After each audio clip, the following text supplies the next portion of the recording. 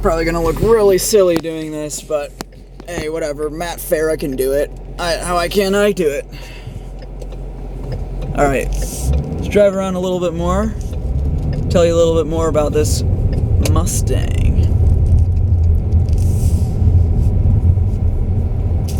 So the Mustang has almost always been my favorite of the American muscle cars. It was my favorite until I saw the Camaro in that Transformers movie. And forgive me for that, because I was in 6th grade and that was like the coolest movie I had ever seen. I didn't watch very many movies back then. But then the new Mustang came out after that new Camaro and totally blew it out of the water in my mind. And ever since then, Mustang's been on top for me. Oh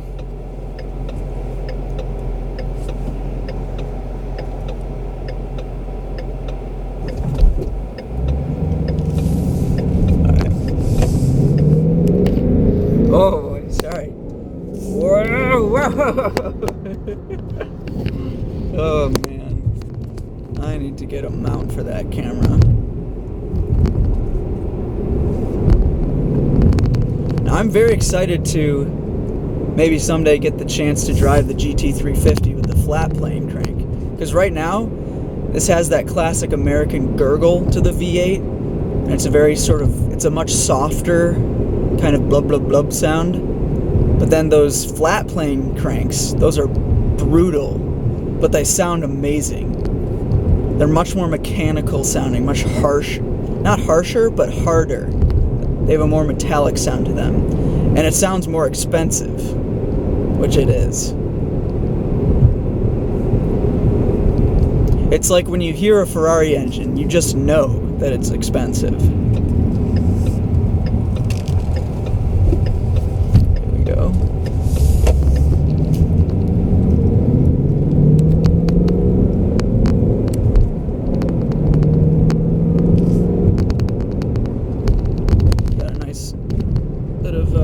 Twisty-ish road here. We'll see how it goes.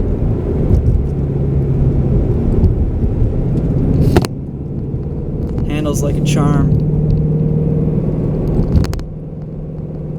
Has a lot less body roll than previous generations, but the dampers are really nice because you don't really feel the bumps that much, but you don't get that kind of wallowy roll that you would expect with such a smooth ride.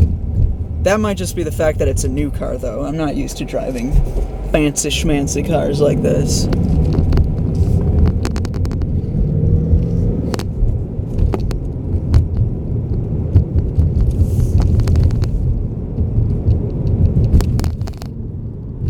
Oh, there you go. It's forcing me to take these corners slower so the camera doesn't go everywhere. I'm gonna try this camera angle now. Maybe it won't fall off. So, as I was saying, I just went around a nice corner there that has a lot of bumps, and that's where you can really feel the independent rear suspension. The old Mustang, if you didn't know, had a solid rear axle, which meant that it hopped around a ton if you went on bumpy roads around a corner.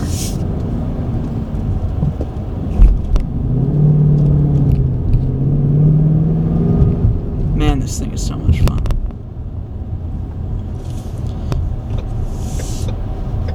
Everybody looks at this car, especially old guys. So if you're looking to find yourself a nice old man, a red Mustang GT is the car for you. Oh, okay, maybe it's better there anyways. Oh, look, a girl just looked at me. Whoa! That was the first time a girl gave me a look. Nice. Alright, we're gonna turn here.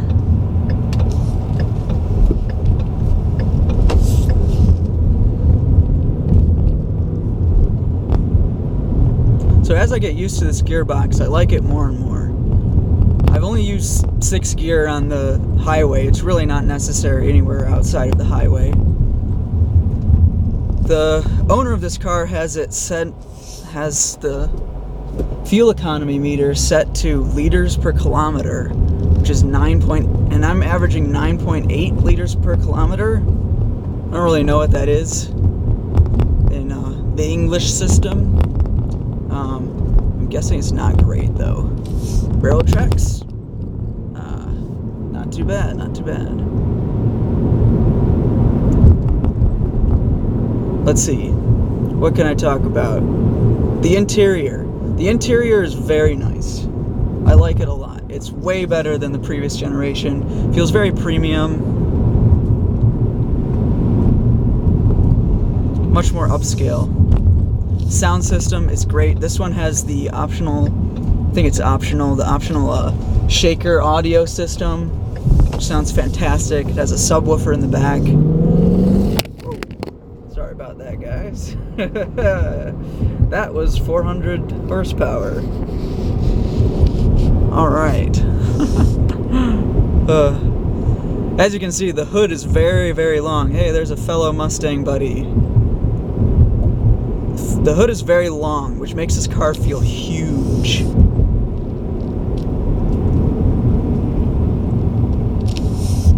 Makes you respect it, though.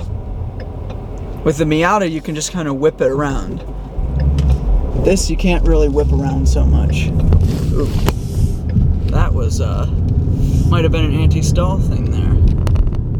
That was my fault. Bumpy road, bumpy road. Not a problem. Not a problem at all. Ooh, look at this old BMW 6 Series. Interesting. Alright, I'm gonna do one more little loop here. Hey, look. Another girl looked at me. She was probably not actually looking at me, though. I doubt she cares.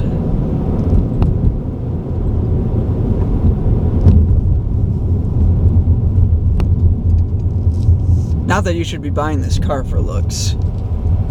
You should be buying this car because you want a part of what it means to be American. This car is really part of the American dream if you think about it. The ideal American household, you have 2 kids, an F-150, and a Mustang, right?